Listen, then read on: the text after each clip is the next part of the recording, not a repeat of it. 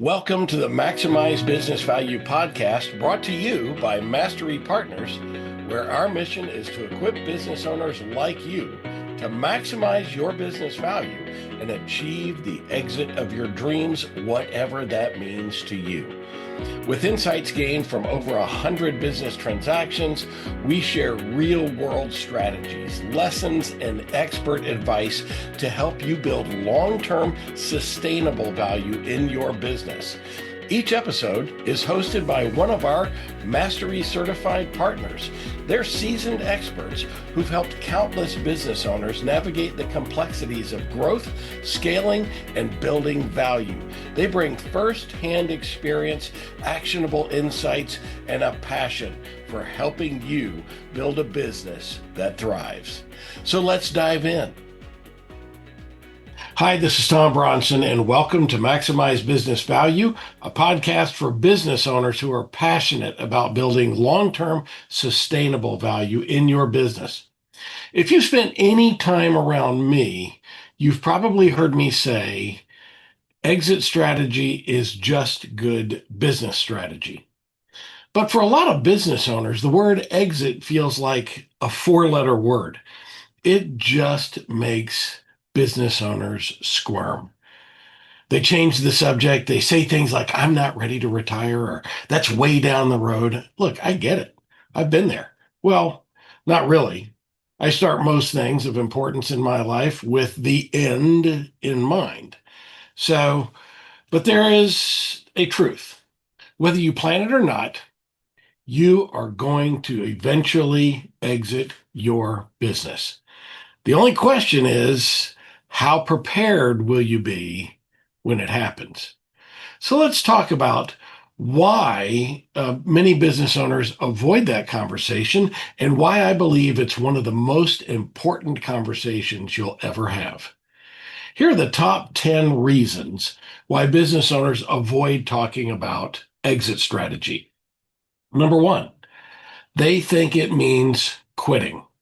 For most entrepreneurs, this business is their baby. Letting go feels like you're giving up, but it's not. It's graduating to the next level. Your business is an asset. It is not your baby. Number two, they identify or their identity is tied to the business.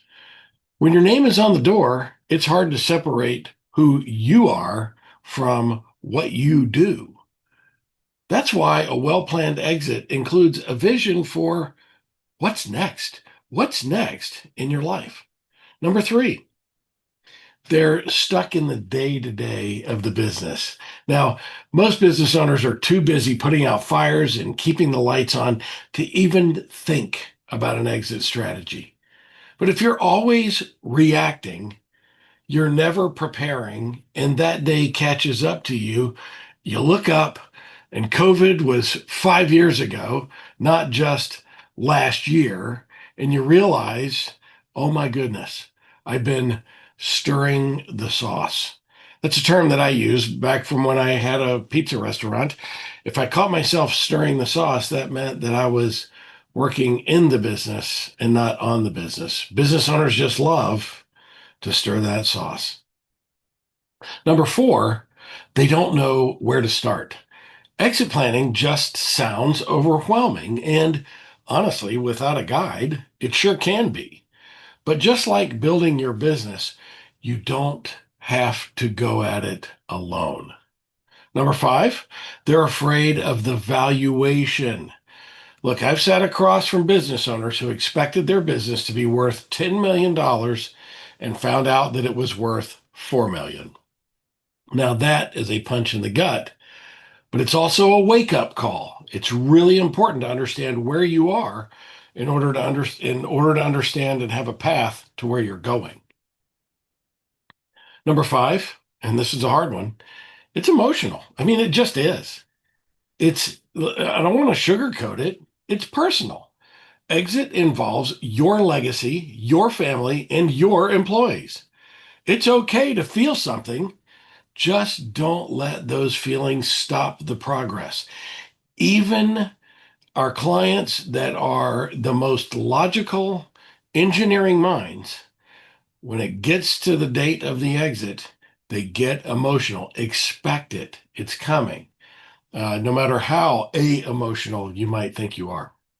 Number seven, they just think it's too soon. Newsflash, the best time to start exit planning is years before you need it. Being exit ready makes your business stronger today, even if you don't sell it tomorrow or ever. And don't you want a better, stronger business? Number eight, they don't trust the process. Now, look, some owners have been burned. I'm first one to understand that. They've seen friends sell to the wrong buyer or get bad advice. And that's why picking the right advisors truly matters when it comes to your exit planning. Number nine, they worry about their team. I hear this all the time. What will happen to my people? Look, a good transition plan protects them, and it gives you peace of mind, and it gives them peace of mind in the process. Finally, number 10, they don't know what comes next. Now, if you don't have a vision beyond your business, an exit feels like sort of falling off a cliff. But when you plan your next chapter, it feels like launching from a springboard. So, why do we talk about exit so much? Well, because I've lived it, because I've helped hundreds of owners go through it, because I've been on the other end of the phone from an attorney representing a deceased business owner whose family needs to liquidate the business, but we can't do it because nobody planned in advance. The business just simply wasn't sellable. And that's heartbreaking because it isn't just about the end, it's about building a business that's valuable, sustainable, and transferable. Let me show you what I mean. The better side of exit, real reasons we keep bringing it up. Number one, exit isn't quitting. It's not quitting, it's leading well. A SaaS founder I worked with stepped away at the peak of the business, not to retire, but to reinvest in other founders and scale his own impact. Another owner started having so much fun leading her business and her team that she just put off the exit for 3 more years. Number two, you are not your business. One client thought she'd feel lost after selling. Instead, she launched a new chapter as a mentor, an investor, and a community leader. She's leading her best life. Number three, time is a gift. It's not a guarantee. Look, a health scare forced one owner's hand. Luckily, he planned ahead and was able to sell on his own terms instead of in crisis. And let me tell you from firsthand experience, a health scare is really a wake-up call. Number four, there is a playbook. I've built one. I've used it. And I've seen it work over and over again. You don't need to invent the wheel. You just need to follow a proven path. Number five, the market will tell you the truth. One business owner thought he'd get $10 million, and after a reality check and 18 months of focused work, he actually sold for 11.2 million. Now, that's a nice outcome for 18 months worth of work. Six, emotions are better managed with a plan. Look, I watched a second generation owner honor her family's legacy and still created space for her own life goals because she started early. Number seven, exit ready means opportunity ready.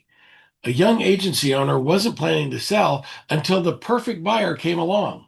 Because he was ready, he cashed out and moved on to something bigger when that buyer showed up. Number eight, There are good buyers out there, I promise. I've seen transitions where employees are promoted, culture was protected, and the founder became the chairman. It is possible to find great buyers out there. Number 9, your team deserves a plan. The best exits I've seen involve open communication, leadership succession, and zero surprises. That's how you protect your people. My teams always knew the plan was to sell. And guess what? Many of those employees are still with the companies that I sold, doing extremely well, maybe even better than they were when I was the CEO.